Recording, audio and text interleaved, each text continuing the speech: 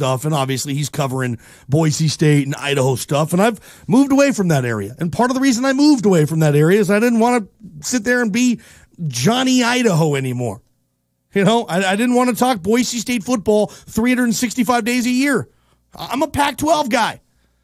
You know, Boise's not a very big NBA town. Oregon, that's a big NBA state. It's their only child, so to speak, the Portland Trail Blazers. I wanted to get back talking Blazers. You know, Seahawks, Pacific Northwest. Boise isn't a huge Seahawk community. It really isn't. There's Hawk fans there. There's Denver Bronco fans there. By the way, if you're listening, we are back on our YouTube channel. So you can access the program that way as well. But yeah, I mean, so I don't really do much. I don't talk much Boise State on this show, do I? I mean, not really. Unless it's a juicy story that I think it pertains to what we're doing that day. But no, just no. I wanted to come back. A lot of reasons, but I wanted to come back to Oregon. Part of which, you know, being able to, you know, kind of talk about sports in my wheelhouse. I mean, you don't get in, I mean, at least I didn't. I didn't pursue sports talk radio so I could not have a whole lot of fun with it, right? I didn't pursue sports talk and say, well, yeah, it's not going to be very fun. That I know, but that's what I want to do for a living. No, I wanted to do this for a living because I wanted to be in an old colleague of mine said, dude, we're in sports talk radio. We're in the toy department of life.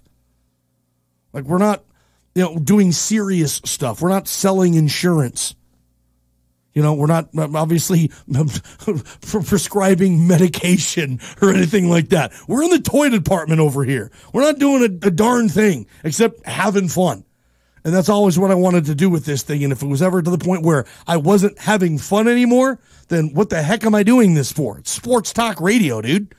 Be a part of it. Farmers Insurance Hotline. I'll open that up. 541-963-4122. I will just say there will not be Tuesday trivia today.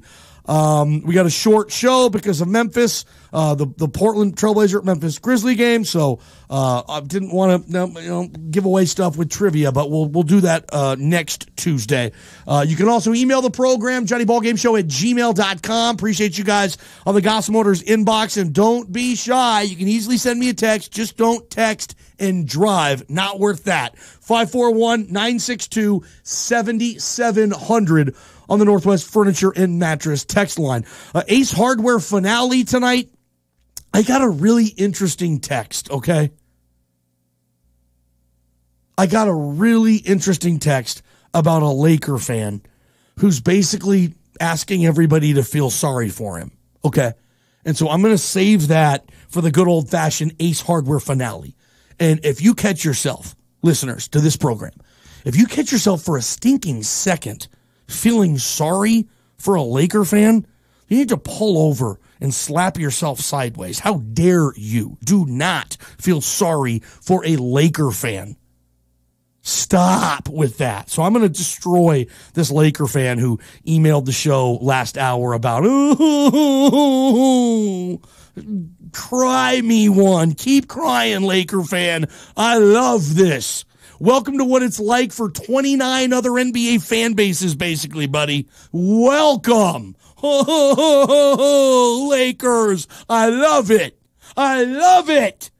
You keep crying, you stinking Laker fan. I hope it never stops. Just cry, cry, cry. Cry, Laker fan, cry. You're not going to the playoffs, and I love it. And I'm a LeBron guy, too. Everybody who listens to this show knows I'm a LeBron guy. But it's okay. I don't need to see LeBron in the playoffs this year if it means I don't have to see the Lakers. Cry me one. You know, I grew up rooting for the Seattle Supersonics. Most of the folks listening to this program grew up watching the Portland Trail Blazers. We didn't like the Lakers. That's something that a Blazer fan and a Sonic fan, rest in peace, can always agree on. Screw the Lakers. So yeah, I can't wait for the Ace Hardware finale. Laker fan, feel sorry for me. No, not happening. And if anybody is, don't, please. Don't feel sorry for a stinking Laker fan. Text messages coming in. Johnny, Kevin Herter, this is the player who plays for the Atlanta Hawks, who exchanged his jersey last night with Dwayne Wade. I thought it was a really cool deal, and they're doing that in the NBA now. After the game, you see dudes just taking their jerseys off and exchanging it with other players that they respect. It's awesome, dude. But Johnny, Kevin Herter apparently looked up to Wade as a kid, and Dwayne Wade knew about this and sought him after the game to exchange jerseys. Pretty sweet. Yeah, Dwayne Wade is class personified in the NBA. He's a classy guy. At least that's how he carries himself. Good job. He's kind of had the Derek Jeter model a little bit, you know? Not a lot of talking, just a lot of winning, you know? Wade has those Jeter similarities, at least for me. And good for Dwayne Wade. Anyway, I also have a Todd Gurley situation I want to get to this hour, which is a mega bummer if this is so. And there's an arthritis issue in the knee that he had operated a couple of years back when he tore his ACL playing at Georgia. And there is a doctor who, let me just say this, who has yet to examine him, okay? It's just an opinion of a doctor who's worked with a lot of arthritis issues and done a lot of ACL, MCL, LCL operations, I believe, that is giving his opinion saying Todd Gurley's best years are behind him.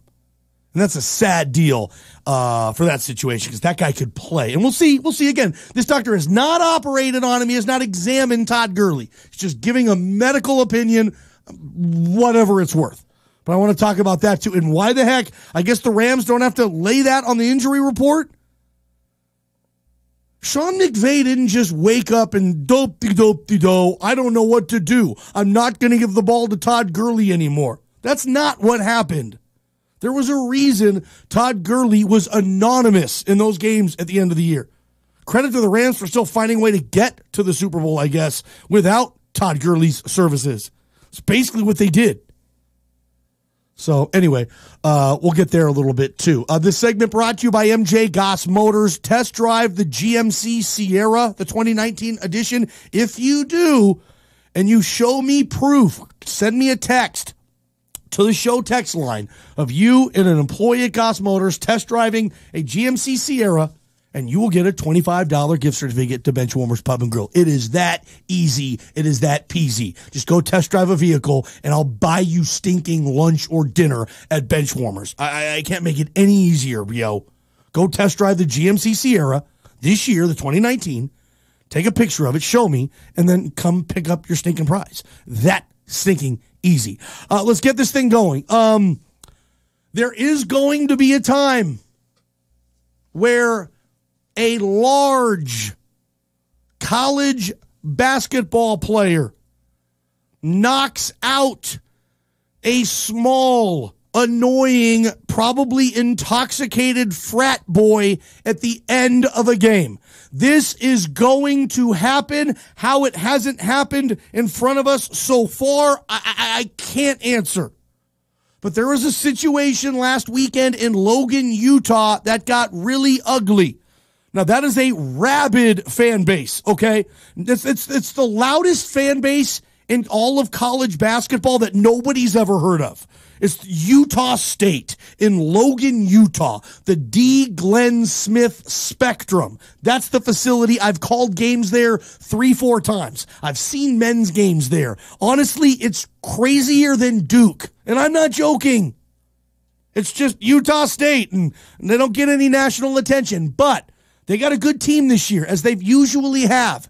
In Nevada, the class of the Mountain West, a top 10 team all year, went there this weekend and last weekend, and it's a tough place to play. And Utah State beat Nevada. And the whole court stormed, and there was a bunch of little college kids running all over the place, and a couple of them got testy with one of the Nevada players. And basically they had to be ushered into the locker room. It was an ugly scene. The Nevada player ended up punching, there was the fire extinguisher glass cage. The Nevada player, in frustration, punched the glass cage. The cops were there. It was an ugly deal. The Nevada players, they weren't mad because they lost. They were mad because they were attacked, they said. Stuff was thrown at them. Things were said. And they can't do anything. And I say this every year. This is an annual topic for me. Court storming in college basketball. Sure, it's fun. Great. I'm surprised. I've never heard of anybody being trampled. Some of those court storms are mega, dude. And it's a scary scene. I've been involved in one at the University of Idaho when they beat Boise State one year in the Cowan Spectrum, where I was working I was assisting on the PA. So I was sitting there on press row, and I was working, and I got like $50 a game to do it, okay? Plus I got the best seat in the arena, center court, press row. All I had to do was tell the PA guy what number who just scored the bucket type thing. It was a spotter. Oh, that's number two. They say, oh, Kashif Watson, 2 points, that type of thing. But I saw the court get stormed, and it was all over the place, and it was a dangerous situation. And look, I understand. I don't know how you